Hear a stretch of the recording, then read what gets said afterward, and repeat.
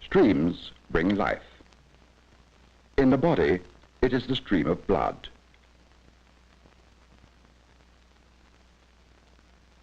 Plasma and the formed elements, each with its special function.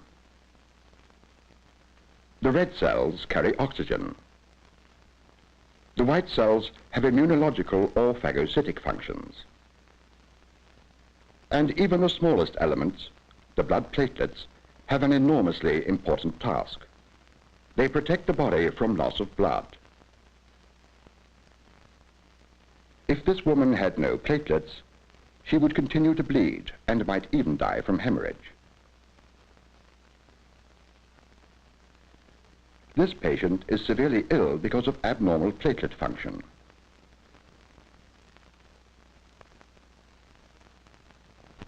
And to save this patient's life, transfusions of concentrated platelets may be required.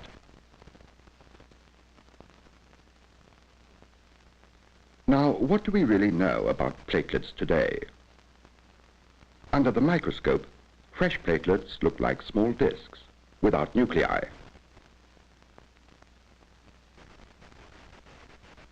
The electron microscope, however, reveals a variety of structures. Small black glycogen granules, mitochondria, various large granules containing serotonin and adenosine diphosphate, ADP, vacuoles, etc.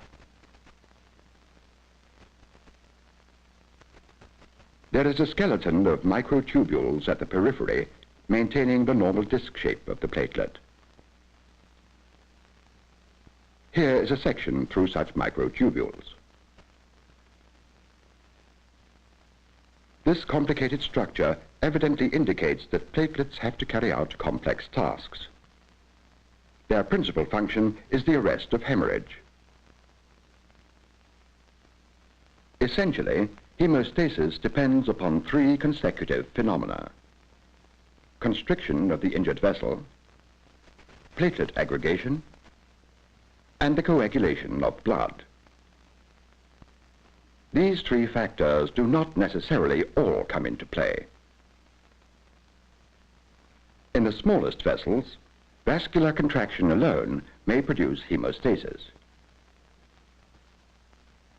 In small vessels, the decisive factor is the formation of a platelet plug, while bleeding from medium-sized and larger vessels is arrested finally by coagulation. While we know little of the actual mechanism of vasoconstriction, the hemostatic role of the platelets in plug formation and their contribution to coagulation is better understood. It is based on the two characteristic functions of platelets, each of which may again be subdivided: their ability to stick to foreign surfaces, adhesion, as well as to each other, aggregation, and their contribution to coagulation. Let us deal with the second group of phenomena first. Platelets accelerate coagulation, which means fibrin formation. We take 3 samples of citrated plasma, one rich in platelets, the second containing a moderate number of platelets, and the third platelet-free. To each of these samples, we add calcium to initiate coagulation.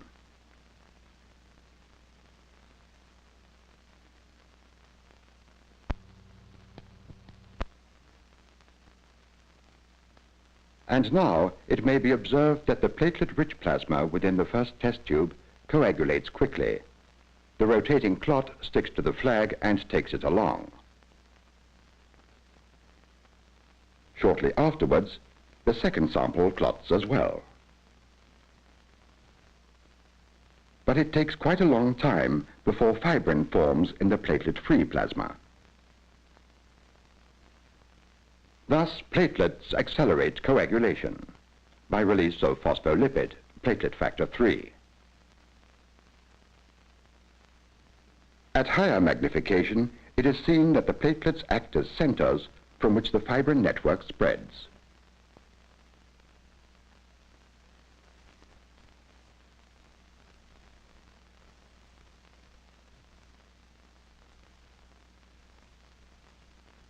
After some time, the clot retracts. In this, platelets play an essential role. Again, we take 3 test tubes with plasma containing different amounts of platelets. We arrange the experiment so that the samples coagulate at the same time. And then we observe in time-lapse cinematography that the clot in the first, the platelet-rich sample, contracts faster than that in the second.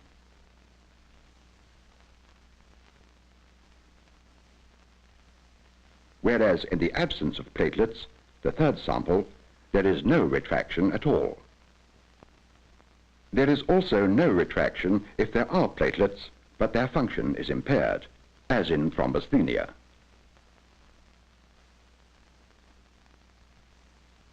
In principle, coagulation means fibrin formation. There are intrinsic factors and extrinsic factors, either of which may bring about coagulation. Platelets contribute to the coagulation process at several stages, but clinically this is of no significance. Even if a patient's platelet count is very low, coagulation disturbances do not manifest themselves clinically.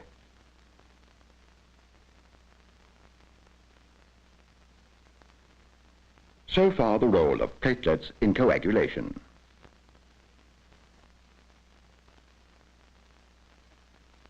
The most characteristic property of platelets, however, is their ability to stick. Adhesion is very strong to glass, for example. We take citrated blood, centrifuge it gently to remove the red cells, and put some of the resulting platelet-rich plasma on a slide. At first, platelets float by. Then they settle onto the glass slide, whilst they change from disc shape to spheres. Some of them have already started to extend pseudopodia.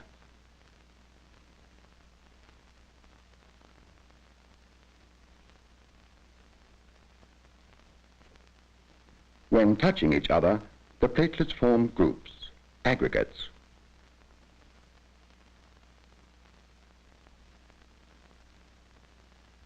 Other platelets spread on the surface of the glass. The granules concentrate, and the rest becomes a rather transparent film.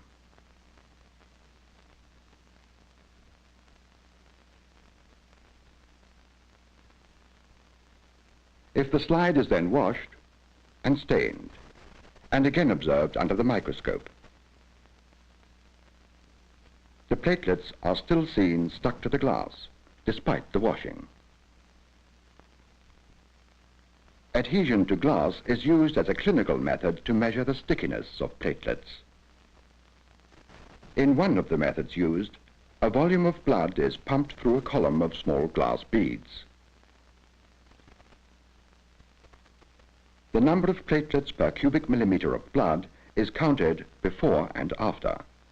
The difference is a measure of stickiness, such as used for laboratory diagnosis of thrombasthenia.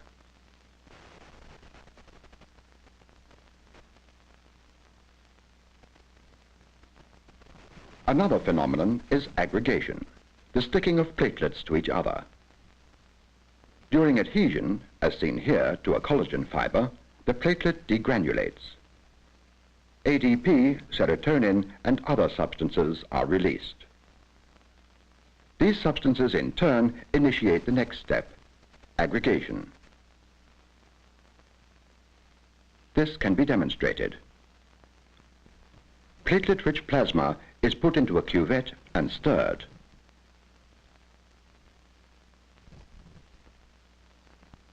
When ADP is added, the platelets start to stick to each other.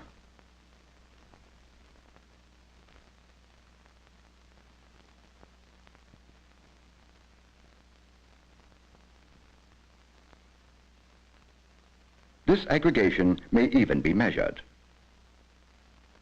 We take fresh citrated plasma and put the cuvette into a beam of light. A flea magnet keeps the platelets in motion. Most of the light is dispersed by the platelets, so that little of it reaches the photosensitive cell behind the suspension. Then ADP is added. When the platelets aggregate, more light can penetrate the suspension to be registered by the photocell. After an initial upstroke, there is a decrease of light dispersion, which means more light passes, as the platelets aggregate. Then there is a pause. Light dispersion remains at about the same level, followed by a second decrease of light dispersion. There is release of additional ADP from the platelets themselves, causing even more aggregation. Thus, we distinguish a first, probably reversible phase of platelet aggregation, followed by an irreversible phase. This is of significance for the treatment of certain pathological conditions.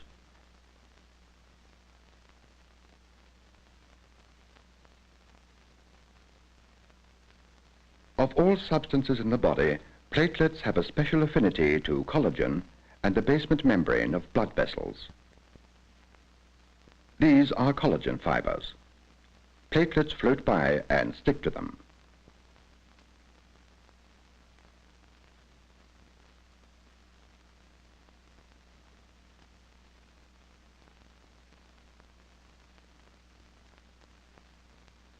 Even when the fibers are shaken, the platelets do not come off.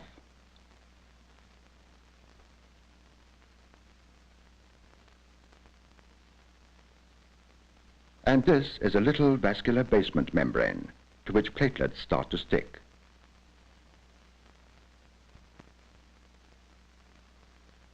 The stickiness of platelets to collagen and to basement membrane is of particular significance in the prevention of bleeding and in hemostasis, as these substances are exposed in tissue injuries.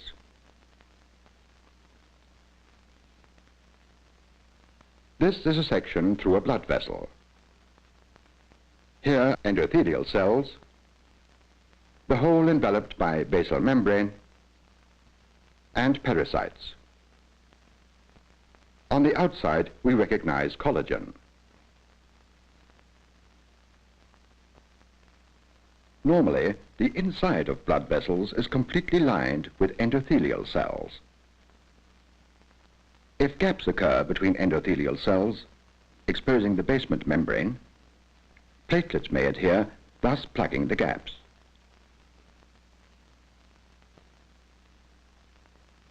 Here again, endothelial cells. And here a platelet. It has been suggested that this may prevent spontaneous bleeding. The part platelets play in arresting the bleeding from small vessels which have been injured can be observed directly. Here are vessels in the mesentery of a rabbit. We recognize arteries, veins, capillaries. In such small vessels, single cells may sometimes be seen. Erythrocytes. Here, a single leukocyte rolling along the wall of the vessel. And here, platelets are suspended in plasma. A single platelet adheres to the vessel wall and oscillates with the plasma.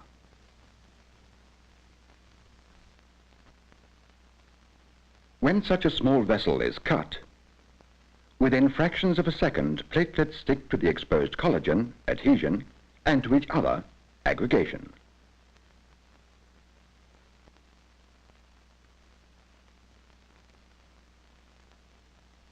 More and more platelets stick to each other and form a mass, a growing ball plugging the wound.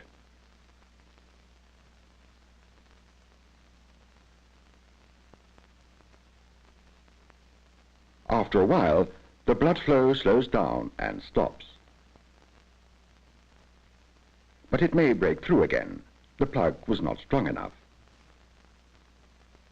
Then plug formation continues until the bleeding is finally arrested.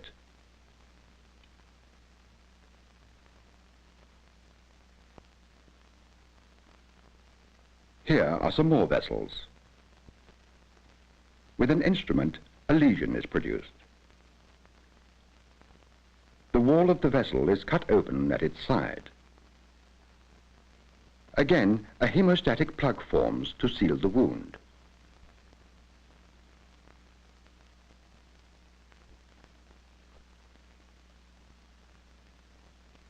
As mentioned before, during aggregation, the platelets release ADP and serotonin so that more and more platelets stick and enlarge the plug.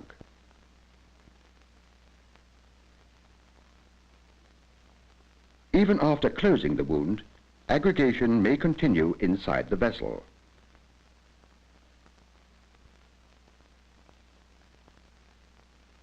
A small platelet thrombus forms, which can be torn off.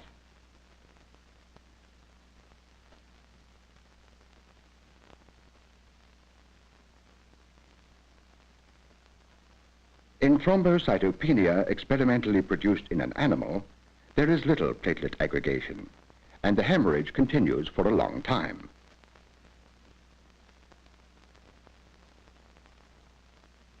Thus, platelet aggregation is of major importance in hemostasis.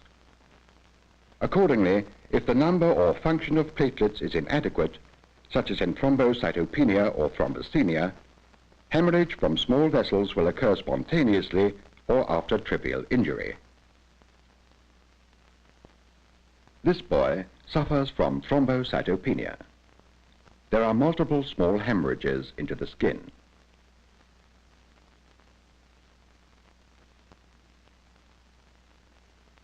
Such petechiae are also found in the buccal mucosa,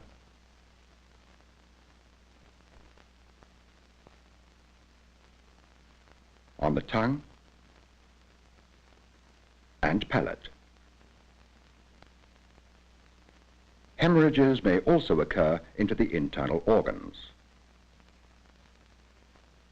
This patient suffers from idiopathic thrombocytopenic purpura. There are extensive hemorrhages, ecchymoses, on her arms and legs.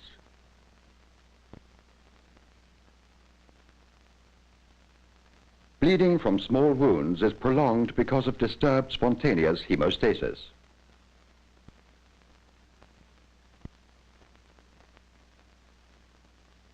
Bleeding time is considerably longer than in the healthy person.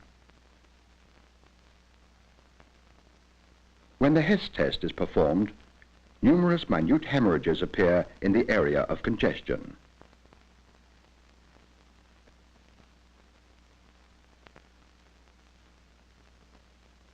Similar hemorrhages can be caused by suction cups.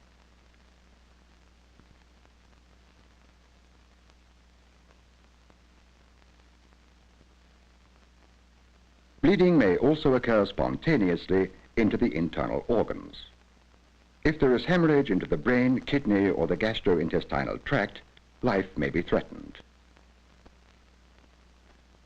When a sternal puncture is performed, many immature megakaryocytes are found in the marrow.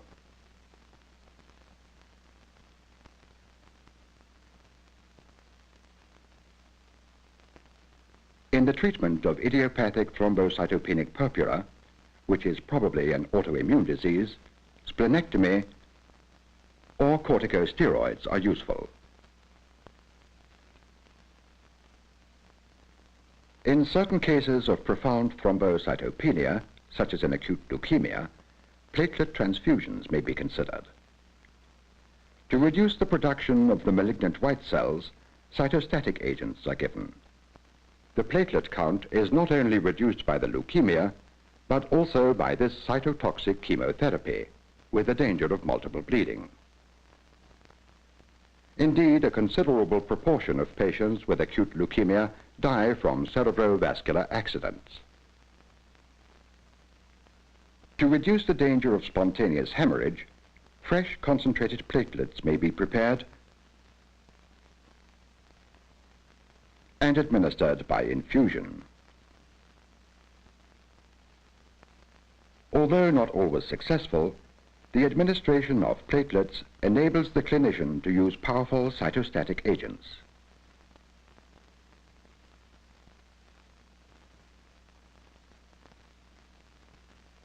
But the very process which preserves life by preventing bleeding, aggregation, can also be a killer. If platelets aggregate inside a vessel, a thrombosis occurs. The role of platelets in thrombus formation can be demonstrated in experimental animals. When a blood vessel is injured, in this case by mechanical means, endothelial cells are stripped off, basement membrane is exposed, and platelets immediately start to stick and form an aggregate. A white mural thrombus forms. It can be torn off by the bloodstream as a platelet embolus. Again, the mass of platelets builds up, is torn off again, and the process is repeated. If the injury to the vessel wall is severe enough, the white body may develop into a white thrombus head reinforced by fibrin.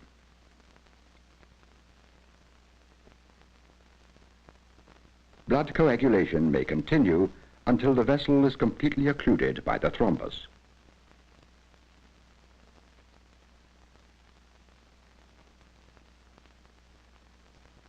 Some authors claim that platelets do not stick to endothelial cells, not even damaged ones, but only to the basement membrane.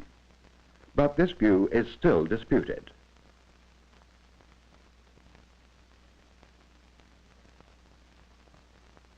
This is a damaged endothelial cell. And here, platelets sticking to the basal membrane. In experimental thrombus formation, adhesion and aggregation occur when the endothelium is stripped off. The normal endothelial lining of the vascular wall may also be missing over atheromatous plaques.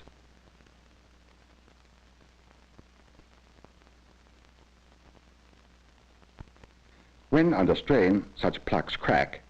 Various thrombogenic surfaces may be exposed to the blood flowing past, and thrombus formation starts. This is such a vessel. Here is the plaque, and here thrombus formation in the lumen of the vessel.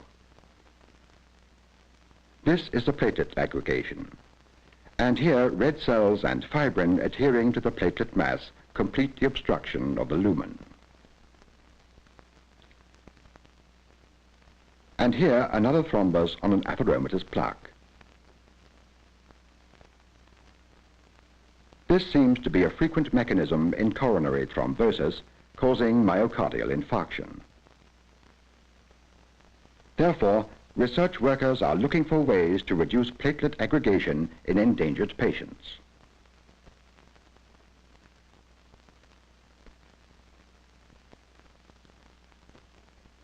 In summary, then, platelets are complicated structures with characteristic complex functions. They have an important role in hemostasis and thus protect the body from loss of blood. Accordingly, a low platelet count or a disturbance of their function may result in multiple hemorrhage and impairment of hemostasis. On the other hand, platelet aggregation is involved in thrombosis and myocardial infarction. Research workers are trying to find an effective drug to prevent this unwanted platelet action. Thus, our knowledge of blood platelets is increasing rapidly and is offering hope of new therapy.